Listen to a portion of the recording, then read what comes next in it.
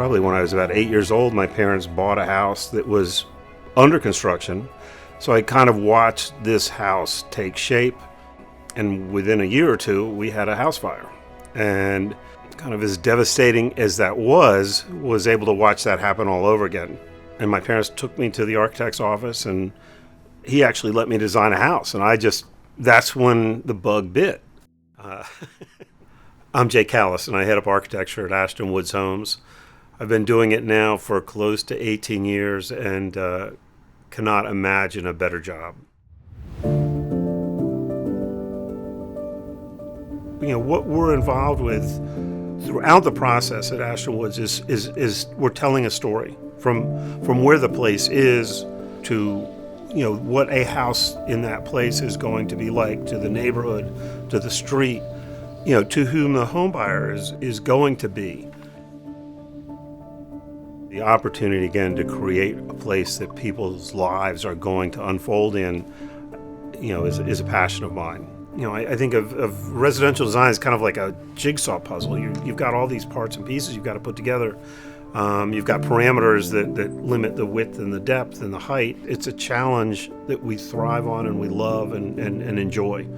And there are all of these different things that we can do to enable that house to provide that, I'm home.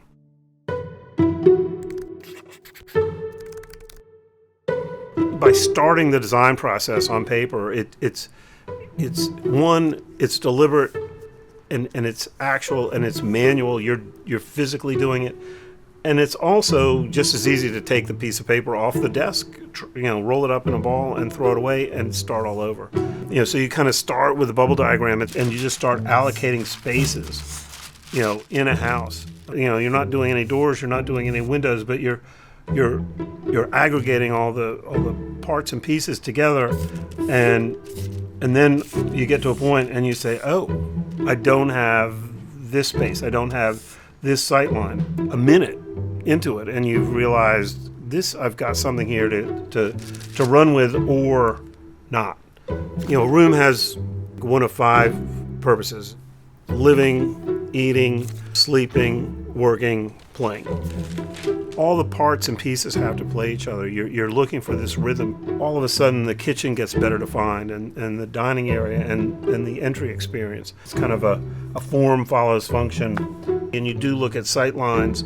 Picking out on this plan, you walk on the front door and you're looking right at an exterior corner. Not the best vista termination. So, let's look at, on this house, we can possibly move this breakfast room or casual dining area a little bit to the right, and you get a better sight line. You're looking out the window that draws the person into the house.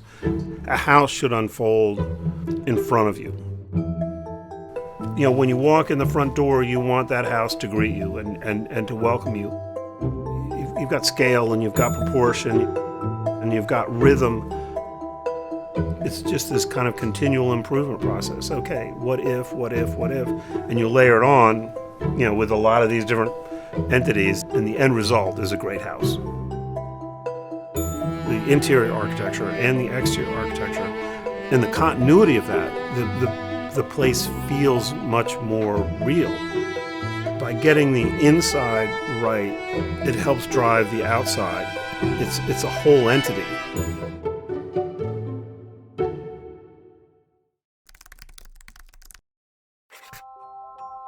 I love going into our neighborhoods and seeing our houses that people live in, because every house has a story, and it goes back to that heart and the soul. And to me, hopefully, you drive into one of our communities, you walk into one of our houses, it's tangible, it's palpable, you feel it.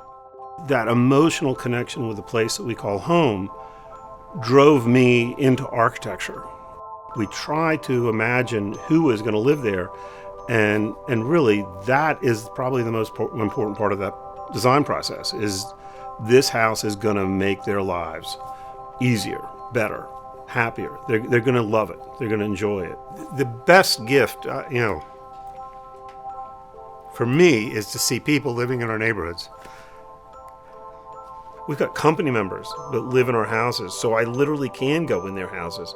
And I see, how they live in those houses, how they love those houses. And so wherever I am, having that